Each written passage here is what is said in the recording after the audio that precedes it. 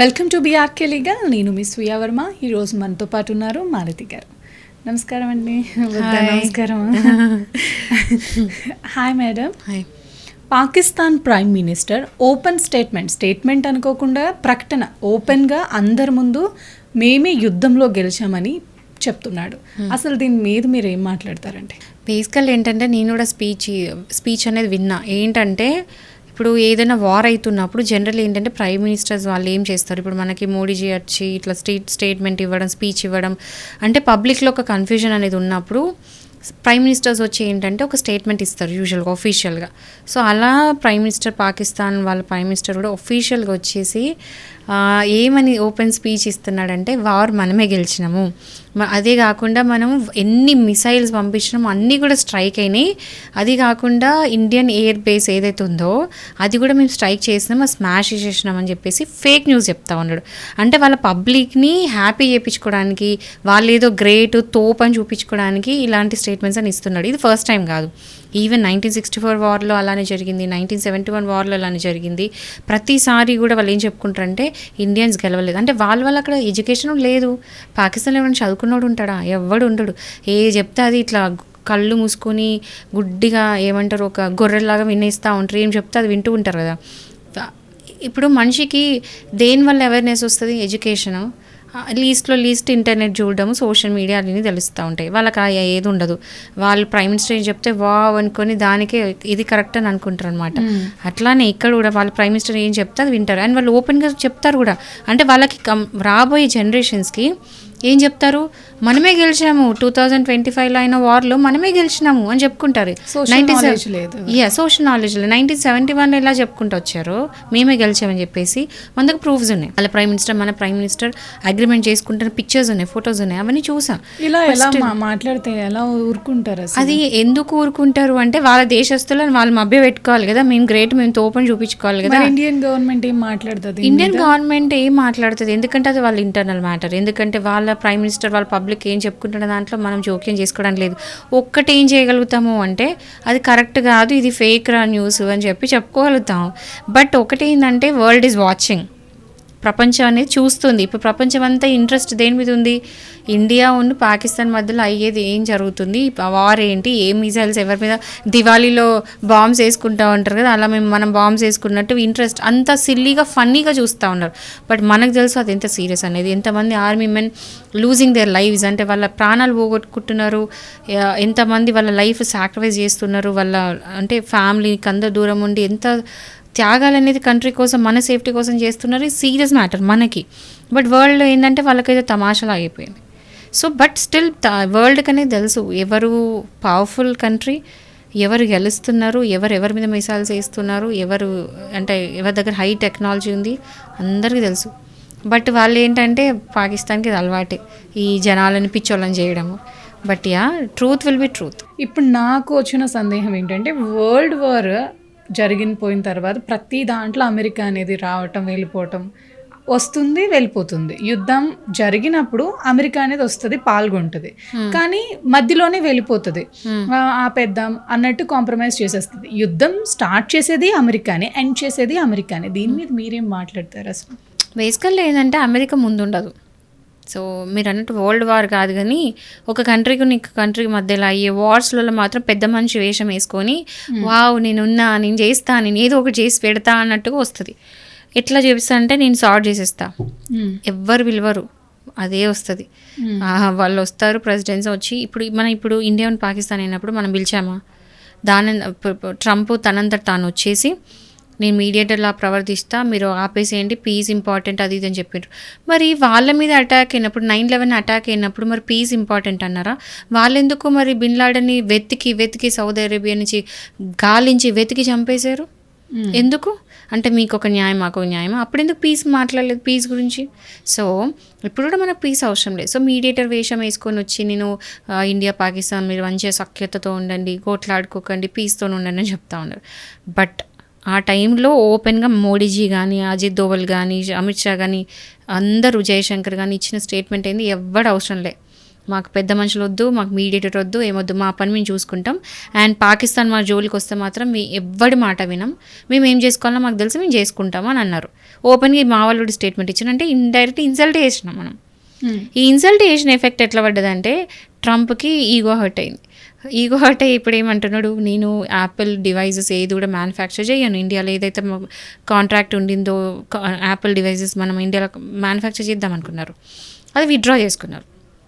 ఏం చేసుకుంటారో చేసుకున్నాను, పోయేదే ఉందండి, యాపిల్ కొనుక్కొని ఉందాము, యాపిల్ ఫోన్స్ కొనందు, ఎన్ని లేవు, మేడ్ ఇన్ ఇండియా ఫోన్స్ కొనుక్కుందాం. సో ఏంటంటే ఇప్పుడు యాపిల్ అనేది ఒక లగ్జరీ ఐటమ్, నెసెసిటీ ఐటమ్ కాదు కదా, అది ఎఫెక్ట్ ఎట్లా అవుతుంది, అవుతుంది but not that much. So అదొకటి. మళ్ళీ ఇంకోటి ఏంటంటే నేను పట్టించుకోను, నేను చేయను అన్నట్టుగా ఏదో అలుగుతారు చూడండి, అలాంటి కథలన్నీ ఉన్నాయన్నమాట ట్రంప్ దగ్గర. సో ఖచ్చితంగా వెనకాల నుంచి ప్లే చేస్తుంది. తమాషా అంటే తగలబెట్టి తమాషా చూడడం అని ఒక సామెత ఉంటుంది కదా, అది కరెక్ట్ ఈ అమెరికన్ ప్రెసిడెంట్స్కి సెట్ అయ్యే మాట. అది ఎట్లా అంటే వెనకాల నుంచి అన్నీ నడిపిస్తుంది, మళ్ళీ ముందుకు వచ్చినట్టు చేస్తుంది, కొంచెం రిస్క్ అనిపించగానే వెనకాల తప్పుకుంటుంది. మీరు అన్నది అదే జరుగుతుంది ప్రతిసారి. బట్ గుర్తుపెట్టుకోండి, అమెరికన్ ఎప్పుడు నమ్మొద్దు. వెపన్స్ మేక్ చేసేది కూడా అమెరికా ఎక్కువగా చేస్తుంది, స్పాన్సర్ చేసేది. ఇప్పుడు ఎగ్జాంపుల్ ఏంటంటే ఇప్పుడు ఇంత వార్ అవుతుంది, పీస్ అంటుందిగా, పీస్ అని ట్రంప్ అంటున్నాడు. మరి ఎందుకు IMF అంత అమౌంట్ ఫండ్స్ అది రిలీజ్ చేసింది పాకిస్తాన్కి? ఏం అవసరం? కావాలని చేస్తున్నారు. మరి వెపన్స్ అనేవి ఇక్కడే తయారవుతున్నాయి, తయారు చేసుకోమని కదా అంత అమౌంట్ ఇచ్చింది. ఆ డబ్బులు ఎందుకు ఇచ్చారు?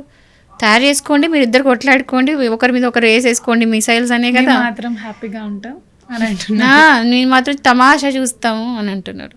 అలానే ఉంది కదా పరిస్థితి. This is not for the first time, ఇది రిపీటెడ్గా మన ఒక కంట్రీ కాదు, ముందు కూడా అయిన అన్ని వార్స్లో కూడా ఇదే సీన్. వార్ ఆపి తప్పు చేసామంటారా?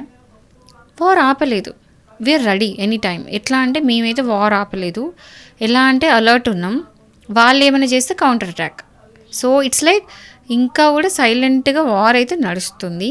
బట్ వార్ నడుస్తుంది నాను స్పెసిఫిక్గా చెప్పాలంటే వార్ లాంటి సిచ్యువేషన్లో ఉన్నాం. So any time we're ready.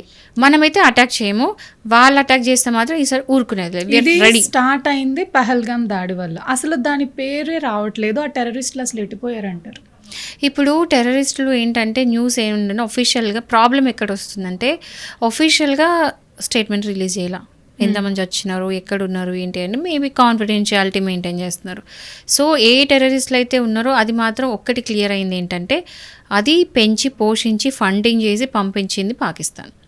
So ఇది ఓపెన్గా ఈ రీసెంట్గా వాళ్ళ ఆర్మీ వాళ్ళు ఖుద్ ఒప్పుకున్నారు ఏంటంటే ఇది మేమే చేసాము, మేమే పంపించినాము అని చెప్పేసి వాళ్ళు ఓపెన్గా స్టేట్మెంట్ ఇచ్చినారు. సో వాళ్ళు ఒప్పుకున్నట్టేగా. ఇప్పుడు ఒక కంట్రీకి టెర్రరిస్టులతో ఏం పని? టెర్రరిస్టులను ఏదో పెద్ద త్యాగాలు చేస్తున్నట్టు వాళ్ళ ఫ్యూనరల్స్కి ఒక ప్రివిలేజ్డ్ క్రిమేషన్స్ చేయడము, వాళ్ళకి అంటే ఎలా అంటే మొత్తం ఫ్లాగ్స్ కప్పి చేయడము క్రిమేషన్స్, అండ్ దాన్ని చూస్తే ఏమనుకోవాలి మనం? టెర్రరిస్ట్ని ఎంకరేజ్ చేస్తున్నట్టు ఈ వీడియోస్ అన్నీ బయటకు వచ్చినాయి. మన ఫారెన్ మినిస్టర్ అది చూపించారు కూడా ఐఎంఎఫ్కి చూపించి, చూడండి ఈ పిక్చర్స్ చూడండి, టెర్రరిస్టు పాకిస్తాన్ని సపోర్ట్ చేస్తుంది, పెంచి పోషిస్తుందని చెప్పిన తర్వాత నెక్స్ట్ డేనే IMF అమౌంట్ $800 బిలియన్ రిలీజ్ చేసింది పాకిస్తాన్కి. సో ఎలా చూడాలి? ఇప్పుడు వాళ్ళు చనిపోయారు అని ప్రకటించలేదు మన ఇండియన్ గవర్నమెంట్ కూడా. అసలు వాళ్ళు ఎక్కడ ఉన్నారు ఏంటి?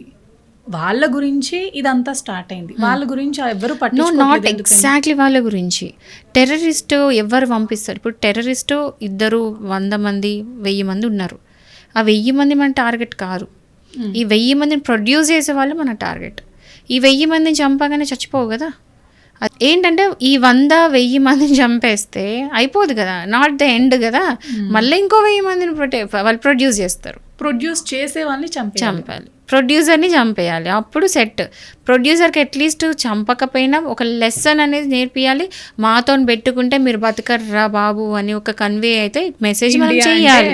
ఇండియా అంటే ఇది అని వరల్డ్ చూపించాలి, అందరికి చూపించాలి, ఇంక్లూడింగ్ అమెరికా కూడా. అందుకే భయపడింది కదా అమెరికా, దిగొచ్చేసాడు ట్రంప్, మీరు ఆపండి. ఎందుకంటే వాళ్ళకి అంత సత్తా లేదు. అమెరికా మన మీద యుద్ధం చేసినా గెలిచేది ఇండియానే, ఎందుకంటే అంత స్ట్రాంగ్గా వెపన్స్. మీకు తెలుసా అమెరికా ఎప్పుడు వార్ చేయదు, direct war never. They are very clever. ఎట్లా చేస్తారు అంటే చెప్తున్నా కదా, తగలబెట్టి తమాషా చూస్తారు, వేరే వాళ్ళతో అటాక్ చేపిస్తారు, ఇట్లా స్పాన్సర్ IMF త్రూ స్పాన్సర్ చేపించి మన మీద అటాక్ చేపిస్తారు తప్ప ఫేస్ డైరెక్ట్ కాంబాట్ ఉండదు. Very clever in bad way, not in a good way. సరే మాలతి గారు, ప్రతి దానికి ఒక ఎండ్ కార్డ్ అనేది ఉంటుంది. పాకిస్తాన్కు కూడా త్వరలో ఉండబోతుందని నేను అనుకుంటున్నాను. పడాలి ఈసారి మాత్రం, ఫర్ ఎవర్ పడాలని చెప్పి మనస్ఫూర్తిగా నేను కోరుకుంటున్నాను.